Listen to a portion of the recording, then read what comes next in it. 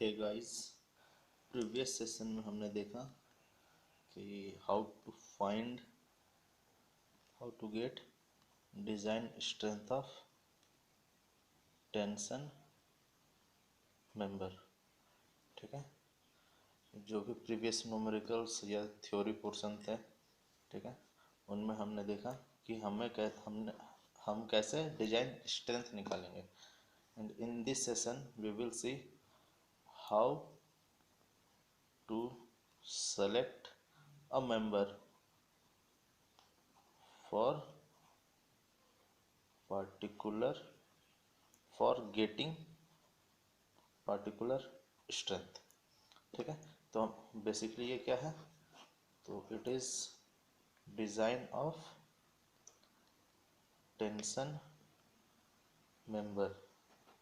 ठीक है, tension member हम कैसे डिजाइन करेंगे ये हम इस सेशन में देखेंगे। ठीक है, okay. So for selecting a member to get a particular strength, कुछ क्रिटेरिया है, ठीक है, which we will have to follow। okay, so there is some design procedure for designing a tension member। okay, so these are okay, so first one,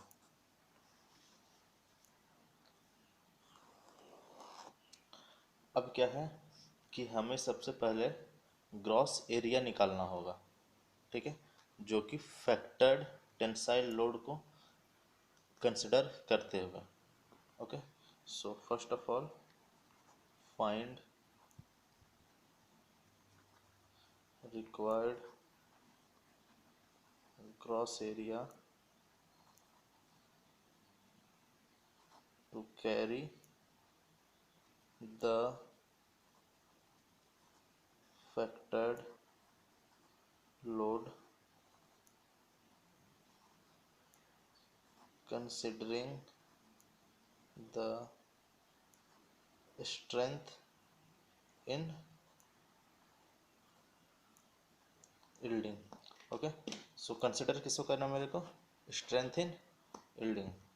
so that is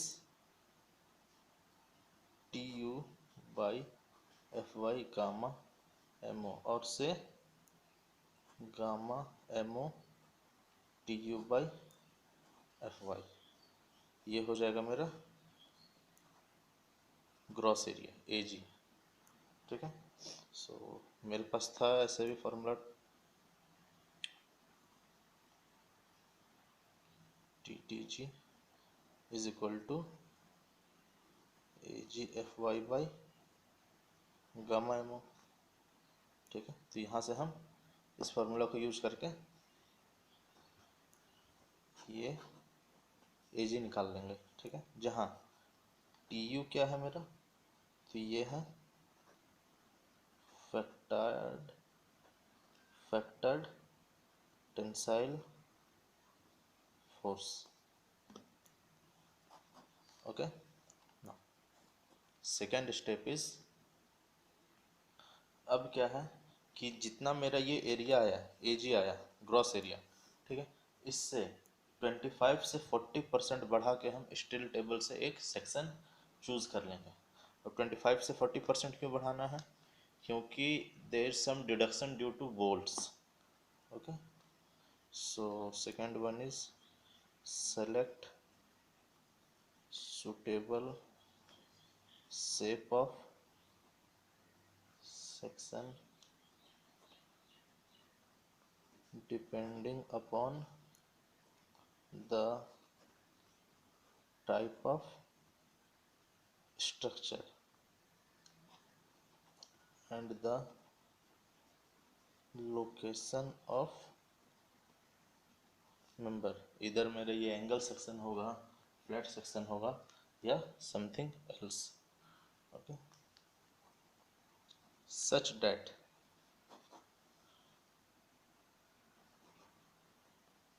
gross area is 25 to 40% more than the calculated. Okay, कैसे हमको choose करना है?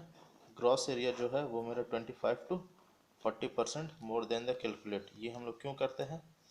क्योंकि there is some deduction due to holes.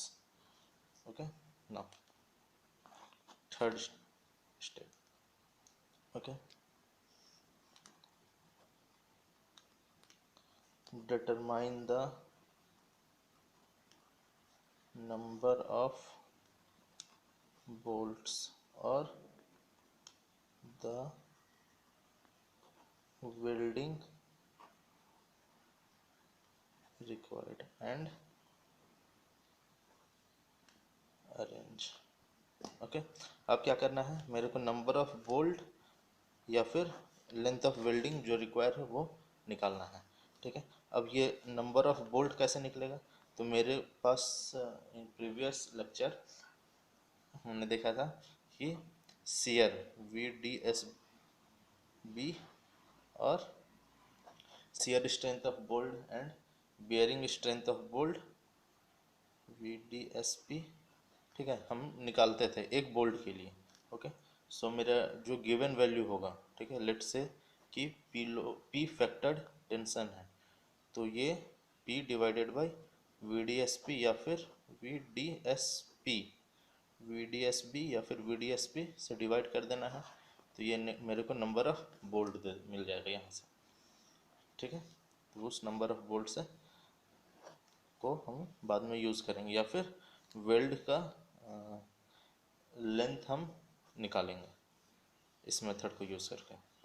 ठीक है, no अब fourth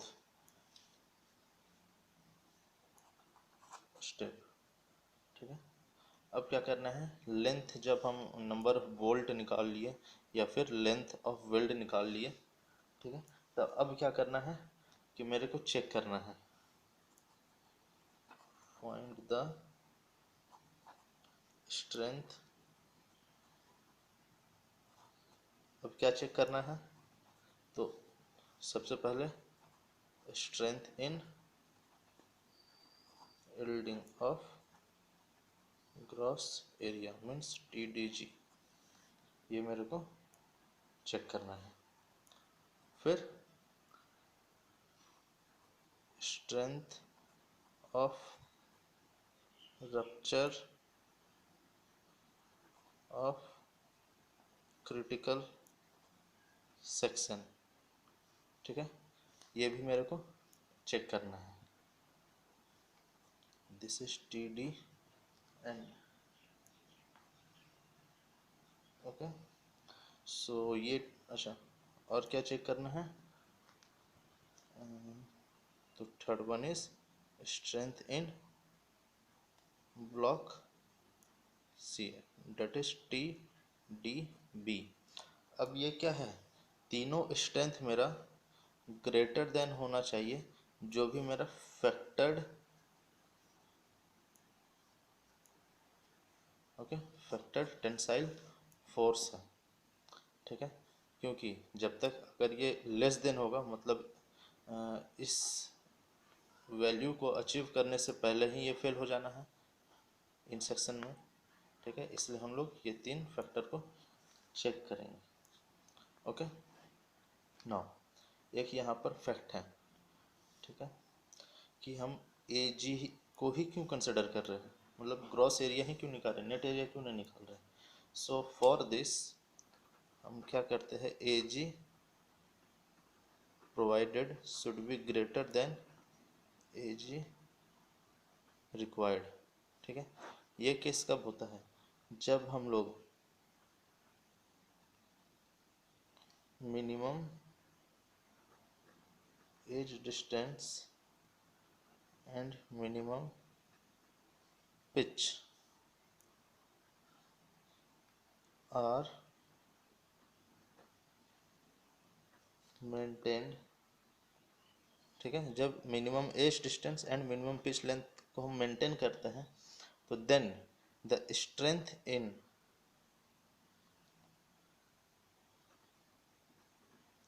yielding is the least value. ठीक है, तब जो मेरा स्ट्रेंथ इन यील्डिंग होता है वो मेरा लिस्ट होता है, इसलिए हम क्या करते हैं, AG provided should be greater than AG required. इसलिए जो एजी यहाँ आया इससे हम लोग प्लस 1.25 से 1 बार 1.25 से 1.40 25 से 40% हम बढ़ा देते हैं, और इस सुटेबल सेक्शन को हम लोग स्टील टेबल से निकाल लेंगे, या तो स्टील टेबल या फिर SP6। Okay, steel table. Okay,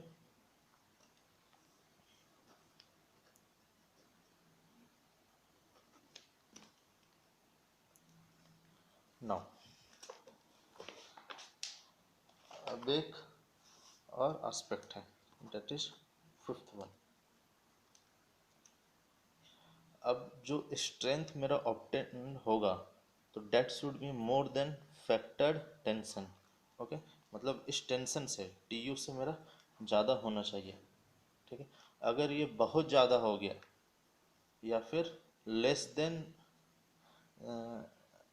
जो स्ट्रेंथ आया वो मेरा TU से बहुत ज़्यादा हो गया या फिर TU से कम हो गया, तब हम लोग क्या करेंगे, उस सेक्शन को चेंज करेंगे। ठीक है, मीन्स जो सेक्शन हम लोग कंसिडर कर रहे हैं फ्रॉम टेबल स्टील टेबल और SP6 उसको हम लोग चेंज करेंगे और फिर दूसरा सेक्शन लेंगे जो उससे जस्ट ज़्यादा हो ताकि वो मेरा सेक्शन इकोनॉमिक रहे। ठीक है, so that is the fifth consideration. Okay, it means कि the strength obtained should not be very much high or very much more than factored load, or it should not be less than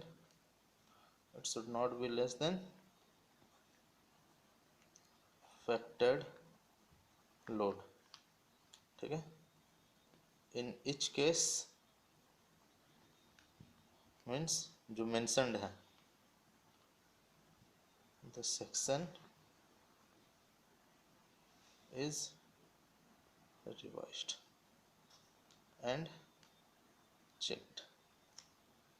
okay, अगर ऐसा होता है तो section को हम लोग revise करेंगे और चेक करेंगे। Okay, so now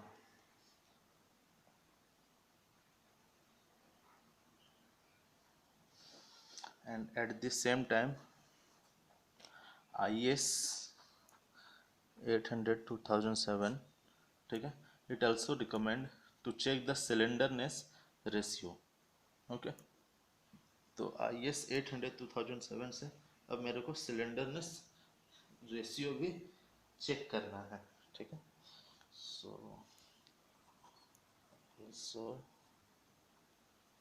recommend the check for slenderness ratio of tension member।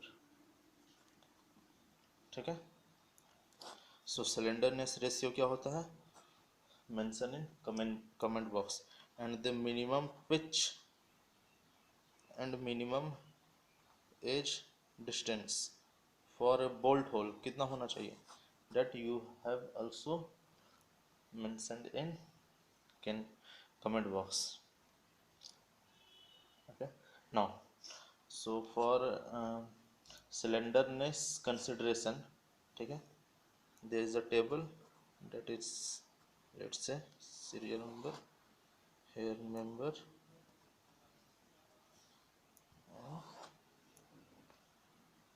maximum slenderness ratio L upon R, ठीक है। इफ अ मेंबर इज, ठीक है, tension member in which a reversal of direct stress occurs due to loads other than wind or seismic force। ये क्या है कि एक tension member है जिसमें रिवर्सल ऑफ डायरेक्ट स्ट्रेस हो सकता है, ठीक है, लेकिन it should not be wind और सिस्मिक फोर्स और विंड छोड़ के कोई भी रिवर्सल ऑफ लोड हो तो, ठीक है। तो इस केस में maximum slenderness ratio will be 180। Now second case, if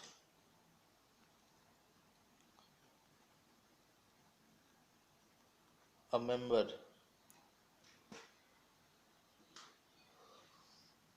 if a member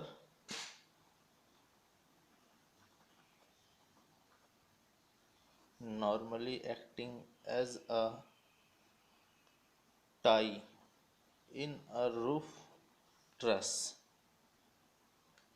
or a bracing system, ठीक है, वो मेंबर कैसा होगा, रूफ ट्रस होगा या फिर एक ब्रेसिंग सिस्टम होगा, ठीक है, not considered effective when subject to a possible reversal of stress into compression resulting from the action of wind or earthquake forces। Means ये क्या हो गया कि अगर रिवर्सल ऑफ लोड हो due to wind and earthquake force और seismic force, ठीक है, तो उस केस में मेरा मैक्सिमम सिलेंडरनेस रेशियो क्या होगा, 350। Now third one, if the member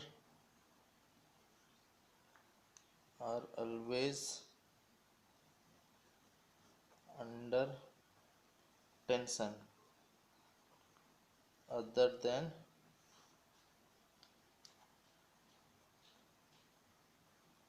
pre-tensioned member, ठीक है, मेंबर हमेशा टेंशन में रहेगा, ठीक है, other than pre tension member, तो इस केस में मेरा slenderness ratio will be 400, okay, it will be 400।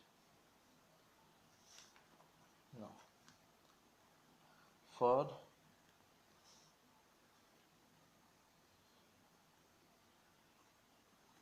tension member such as bracing,